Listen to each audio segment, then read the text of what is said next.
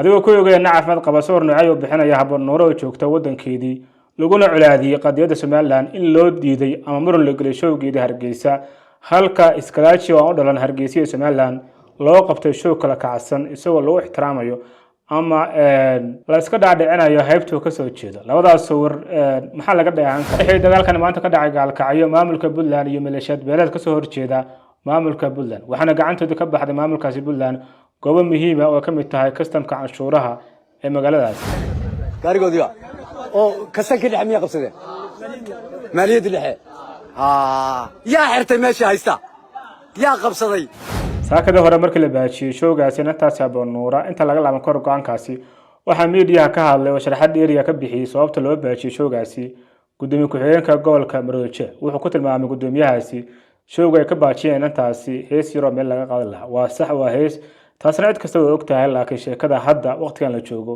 way ka weyn tahay hees yaro meel laga qaaday oo noliri sidii madaxweynaha loo soo dhaweeyo yaa loo qaadan hadaan hees yaro meel laga qaadiyo joojinay anoo jannadii kama la joojinay buuqna hadda la geliyay showgan habboon nooro oo ka tirsan fanaaniinta la socotay xilliga doorashooyinka Muuse Biixi buuqan maanta dhacay wuxuu sababay inay ka mashquulaan dadka reer Soomaaliland guulo wax ku ool ah oo ay ku faan lahaayeen maantay caaway iyo biriba guulahaasna nabarna ku noqon lahaa qoliyaan hadda is hayaan Soomaaliland bismillaah saaxiib marka hore soo dhaw marka xigtana muuqaalka fogeyso meel fog gaaro aan ka hormaray waxa jirta oraa Soomaaliyeed oo tiraahda lax dhukan abaari moog xukuumadan hadda la wareegto hoggaanka Soomaaliland adduunyo lama socoto aragtidooda iyo hogaamintooda ku dhisan iska dhaadhicinta waxa ka bedelan ayagana uma fiicna Soomaaliland uma fiicna dadka ay matalaan oo soo doortana wuxuu ku tahay liidnimo maanta waxa ka dhaxeeya Soomaaliya iyo reer Soomaaliland qadiyad intaasi wax dhaasisan la iskuma hayo intaana inay fahantaa xukuumad hadda joogto u muuqata nacaybkaasi faraha badan loo qabo Soomaaliland mid doonaysa inay kaga hortagto wanaag midaas way fiican tahay yaase laga badbadin hees ayaa waxa ku jirtay jaceelka lagu la qabin qalbiga ayuu wax yeelaya laba ciladood ba haysta xukuumadan Cirro iyo reer wadanimo midda koowaad degdega ku badan waxay soo saarayaan go'aan ayagoo aan go'aankaasi aan ka fiirsan markiiba go'aankaasi way ka laabanayaan taas waxay dhacday marar badan waxaan ugu dambeysay go'aankii saakay showga loogu joojiyay habboon noora markii dambana showgaasi loogu fasaxay cilada labaad ee haysta qolyaha wadan wuxuu yahay indhahoodu waxay hayaan tiimka Muuse Biixi oo ay kala wareegeen xukunka bal maxay ka daba joogaan intay ku mashquulsan yihiin Muuse Biixi tiimkiisa ma ku mashquulaan qolyahan kale ka soo horjeeda siyaasadooda iyo qadiyadooda kana shaqeynaysa sumcad dilkooda iyo kala tagooda isku dagii maanta lagu doonayo in lagu baajiyo showga habboon nuura wuxuu daba socday challenge u dhaxeeya reer wadan iyo reer kulmiye intaasna loo baajin lahaa showgeeda inay ka mid ahayd kooxda fanka Muuse Biixi cid rabta ka dambeysay qorshahaasi fashilmay hadii la baajin lahaa gabadha showgeeda wuxuu ku noqon lahayd hogaaminta Cirro boog madow aan ka tirmin waxna waa aragti waxna waa qadiyad aragti waa lagu loolami karaa laakiin aragtidaasi inay saameyn ku yeelato ma ahan qadiyad idin ka dhaxaysa saakada hore markii la baajiyay showgaasi intaas habboon nuura inta laga laaban karo go'aankaasi waxa media ka hadlay oo sharaxaad dheeriya ka bixiyay sababta loo baajiyay showgaasi gudoomiye ku-xigeenka gobolka Maroodijeex wuxuu ku tilmaamay gudoomiyahaasi showga ay ka baajiyeen intaasi hees yaro meel laga qaadan lahaa waa sax waa hees taasna cid kasta way ogtahay laakiin sheekada hadda waqtigan la joogo way ka weyn tahay hees yaro meel laga qaaday hadaan ujeedo u leenahay maalintii waxaan dhacayeen rag abaabulay gobolka laga abaabulay markii inta la soo dhaweynay calanka jamhuuriyadda Soomaaliya lagu soo dhaweynay shucuub loo muujinayo midnimo iyo garab istaag maalintii gobolka anagu ba joognay cid kale ma joogin maalintii baan ka joojin lahayn soo dhaweynta laakiin imika hadaan maalintii soo dhaweynta ka joojin oo u fasaxnay oo u hawl yareynay oo noliri sidii madaxweynaha loo soo dhaweeyo yaa loo qaadan hadaan hees yaro meel laga qaadiyo joojinay anoo jannadii kama la joojinay waxa tiraahdaa Soomaaliya saacna saacadag iyo weedha maxaa kulmiyay hadda marka maxaa kulmiyay go'aanka lagu mamnuucay showda Hargeysa iyo qabanqaabada u socotay showga inantaani oo showgada hore xamar looga hor istaagay qadiyada aaminsan tahay Soomaaliland shardan looga dhigay xamar showga ku qabsan lahayd inay ka laabato qadiyadaasi raaligelin ay bixiso waan iska diiday gabadhaani inay ka laabato qadiyadeeda raaligelin ay bixiso qofka markuu isku arko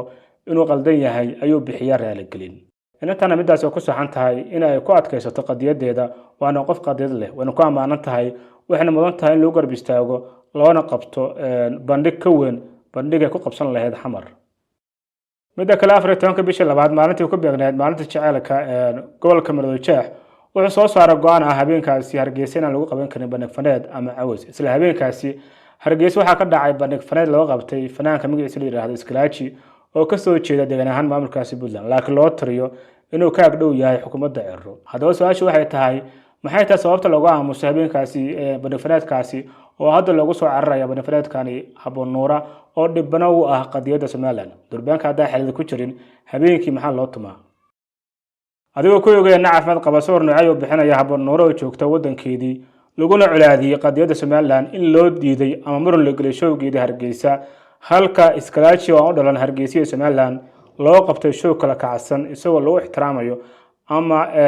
la iska dhaadhicinayo haybta ka soo jeeda labadaas sawir maxaa laga dhayan karaa kulli anigu waxaan aaminsanahay qoliyaha hadda joogta inay ka badbaadeen ceebtii Watergate markaan leeyahay qoliyahana wadaniindhoodu wuxuu ku mashquulsan yihiin tiimka hore Muuse Biixi waxa kamid ah buuqan hadda la geliyay showgan Habboon Nuura oo ka tirsan fanaaniinta la socotay xilliga doorashooyinka Muuse Biixi buuqan maanta dhacay wuxuu sababay inay ka mashquulaan dadka reer Somaliland guulo wax ku ool ah oo ay ku faan lahaayeen maantay caaway iyo biriba guulahaasna nabarna ku noqon lahaa qoliyahan hadda is hayaan Somaliland guulahaas waxaa kamid ah Imaaraadka Ingiriiska waxa ku sugan taliyaasha ciidamada booliska iyo militariga Somaliland waxaan lagu qaabilay taliyaashaasi meeqaam sare oo ka careysin lahaa qoliyaha hadda is hayaan Somaliland ayna ka mid yihiin Soomaalida Soomaaliya shaxdiiba hadda waxa ku dheelay kooxdii maanta ka shaqeysay buuqa showga Habboon Nuura hadda maxay ka faa'iideen kooxdaasi showgina way fasaxeen ayagana waxa ka raacday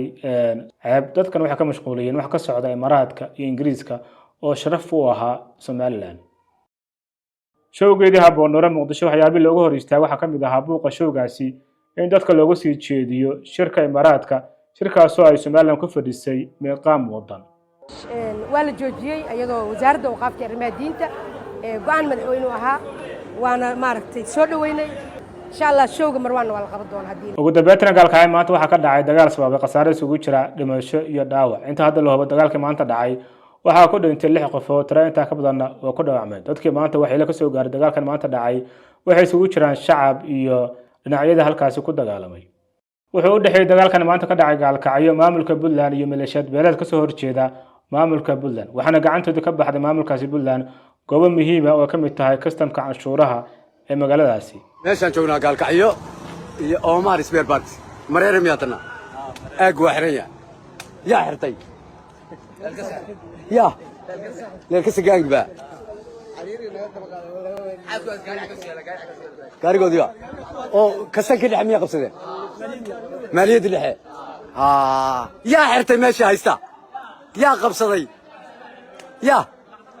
waa jifa ka mid ah reer Maxamuud لا لا ما لسه دايني ما كانوا عوض لسيه واسكسن كده عي السوقي اجا وحريه هذا ما قلي كرو وانا قال كعلي ستي ماشي جوجنا